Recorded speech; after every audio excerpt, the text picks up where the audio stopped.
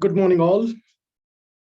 I'm Raju Varanasi. I'm the Director for Data Intelligence and CIO for Technology and Information Services in the Catholic Education Diocese of Parramatta.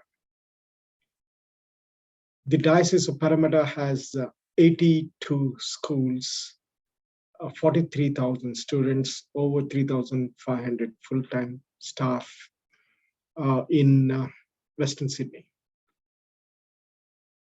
The focus of my presentation is how we have worked on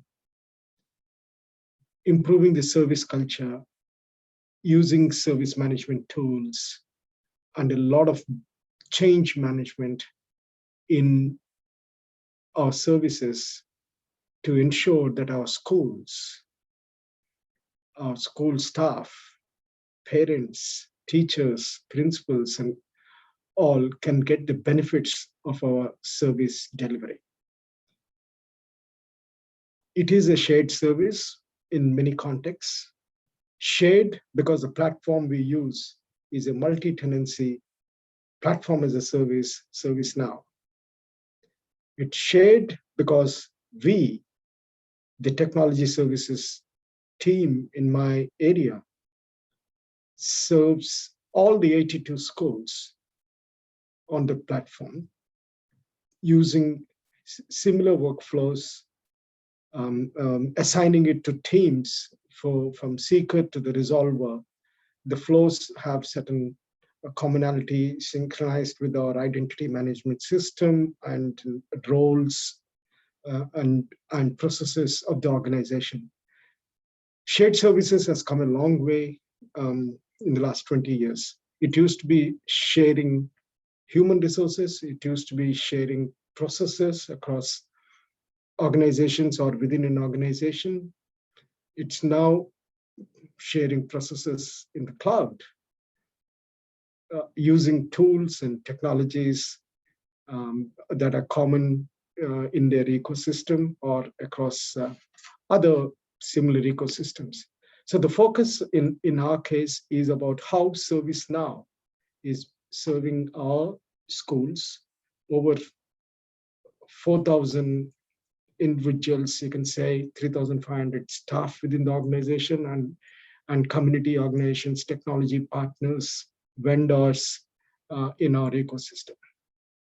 So without much ado, I'll quickly walk you through about our story of improving service culture.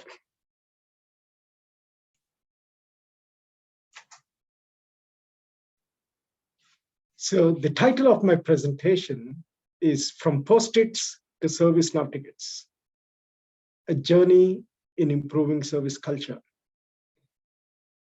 Circa 2016, 2017, most of the calls from schools, whether it's from an admin or a teacher or a principal, used to be by phone, and the response would be through a post-it notes written down by the individuals who have responded to the phone call and noting it down. We all know the levels of consistency of transcription, follow-up, resolution, and satisfaction thereof that one can get from such a system. Thank God we have very good platforms now.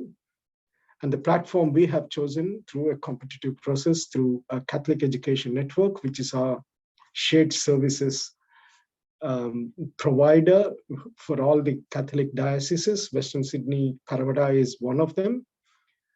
We have chosen ServiceNow. And in 2017, we embarked on an ambitious program of service culture for across all the service units, all the business areas in Catholic education. We call CEDP.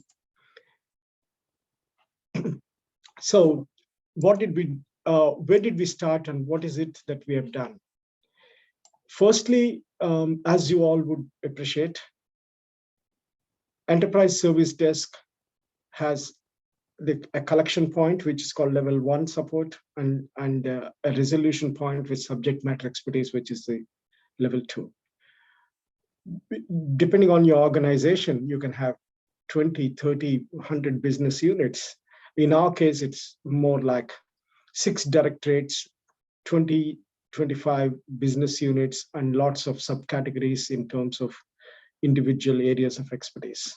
So we now have nearly 1,000 combinations of categories and subcategories. Those familiar with ServiceNow would understand what I'm talking about. If you want to improve service culture, the first thing is to be able to understand your services, describe them,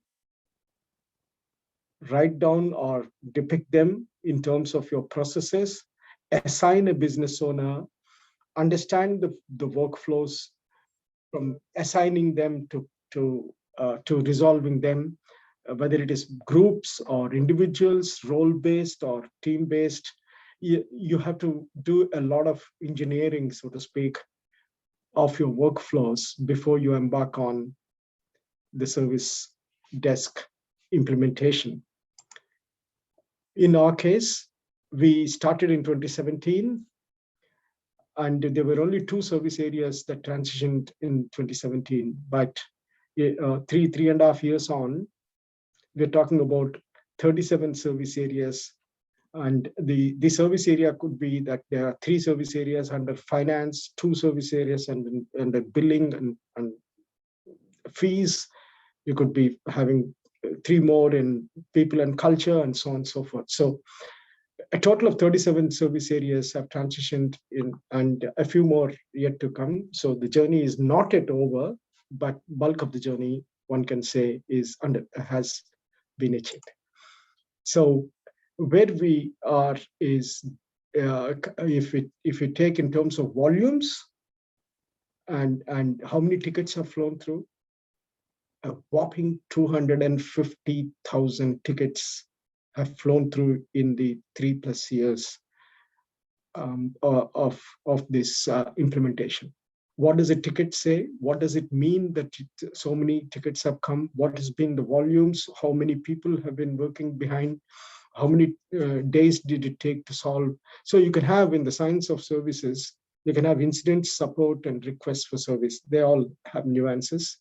Incident is basically like a technical, what has happened, and it's a break fix thing is called incident. Support is someone forgot some password, someone has lost a laptop and want to report it, because these days it's almost like a cybersecurity issue. Apart from losing the asset, someone wants to check on their payroll details or leave details and so on. So it becomes support. Incident, support, and request for service are 3 major categories, and we have roughly 100,000 in incident, 100,000 in support, and some increasingly in request for service. So request for service is ideas basically from the users to say, why don't you create a new service because we want this and so on. In our case, the volumes speak that in incidents, technology is the biggest one, but in terms of the areas, if you like, in support, it is fees, finance, and so on. What this particular picture, 2 images show you is that we have by month, by term, by even day of the week, how many tickets have come. So you understand seasonality, you understand resolution times during seasonality, and if you have to augment resources, if you know that certain problems persist at certain times of the year, in our case, enrollment, reporting time, rollover of the students from one academic year to another in December. These are our peak times, and a few hiccups happen, or new people ask for some questions which they are not familiar with the platforms or with processes. So we now got a feel for the cyclicity, for the volume, for the type of issues that might come amongst them. So the service culture here is about being able to predict in which month or which term you need resources, and what type of resources that you may require, and how you can ask the business units to be on alert for the certain times of the year. Schooling, as with most businesses, schooling is also a cyclic business. What happens in February is very different to what happens in August and what happens in December. And they're all different types of activities. And just by having a record of that will help you to respond better. Just by knowing what would be expected. In December, it's all reporting time, closing time, in new enrollments, and ensuring the new staff or movement of staff, all that happens in November, December is taken into account.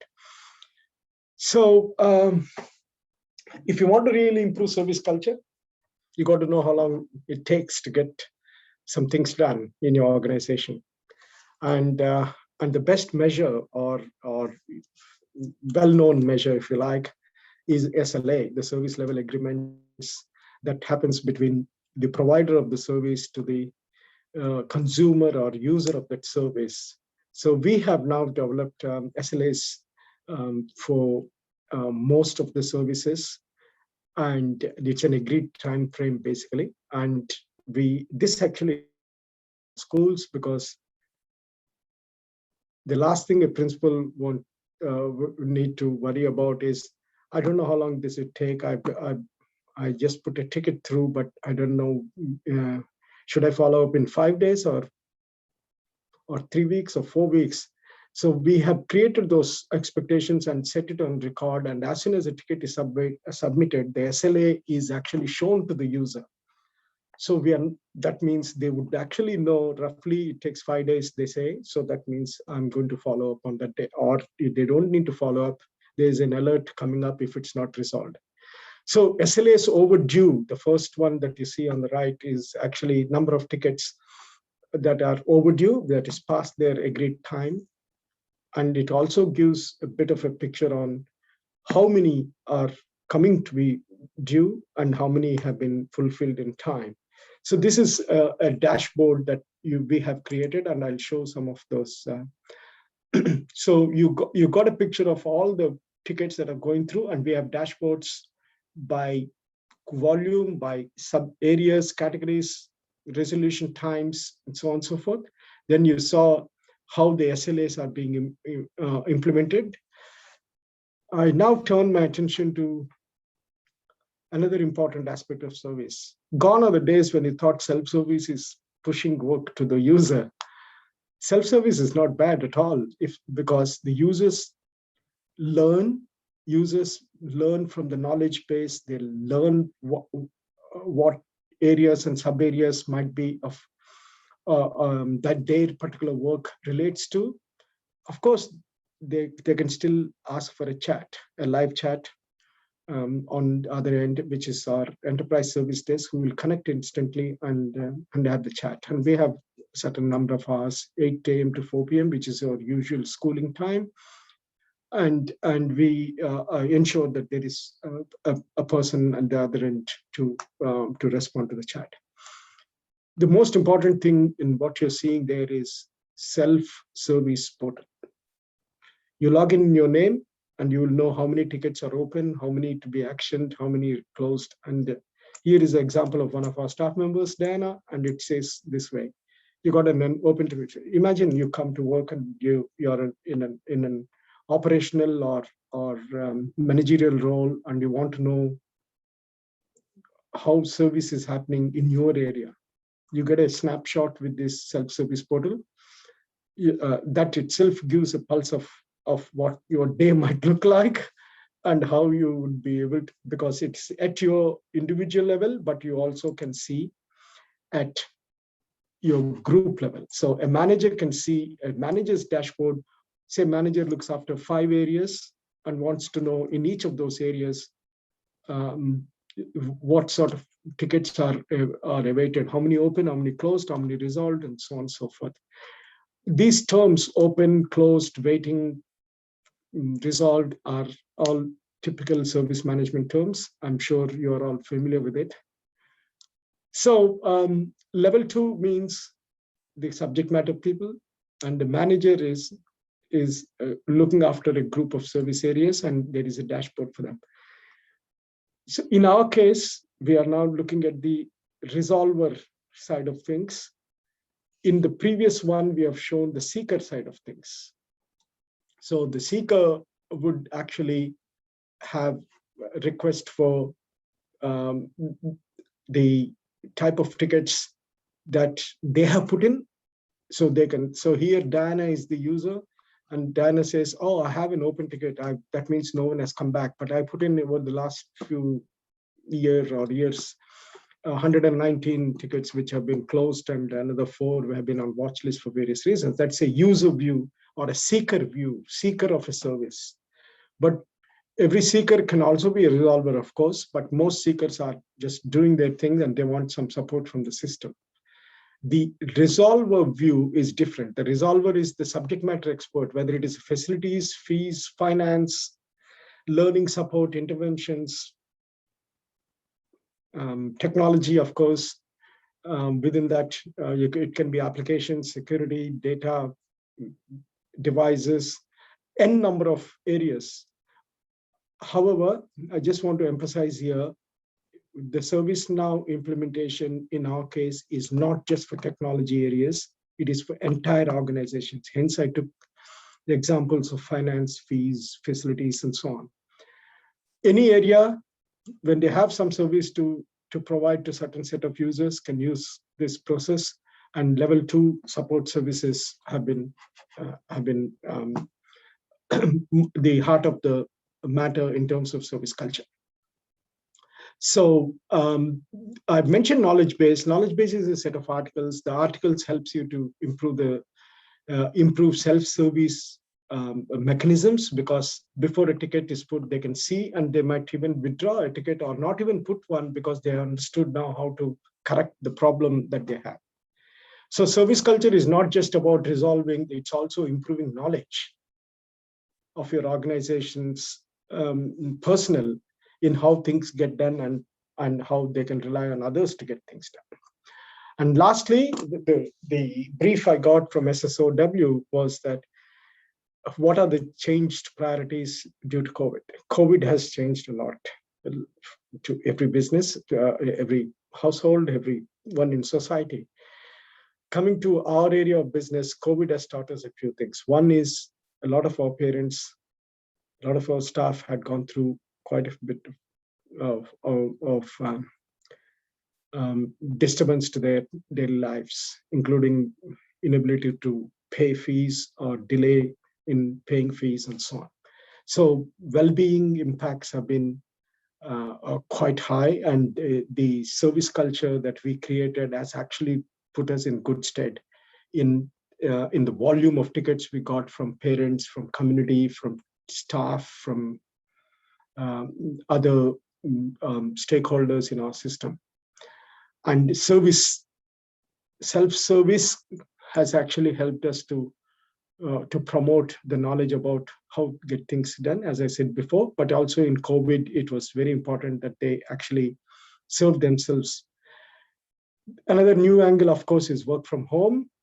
Whether you are at home or at work or any other work site, the quality and the process and the ability to connect and serve has been the same, both for the seeker and for the resolver. And the ability to see what tickets are happening for the manager, whether they are in the office or at home, and many of them obviously work from home for a long period of time due to the effects of COVID, and the service was not impaired, the management of that service was not impaired, and the dashboards were serving them how the business is going. So no one met anyone. They're all connected by Zoom or through other platforms in our ecosystem, and they were doing the business, and the business was going almost as usual. We know it's not as usual, but it's close to what we can do. I've covered a lot in my presentation about how service culture can be engendered, embedded in your processes, in your platforms, and I'm happy to take any questions in lifetime. Thanks once again. Bye for now.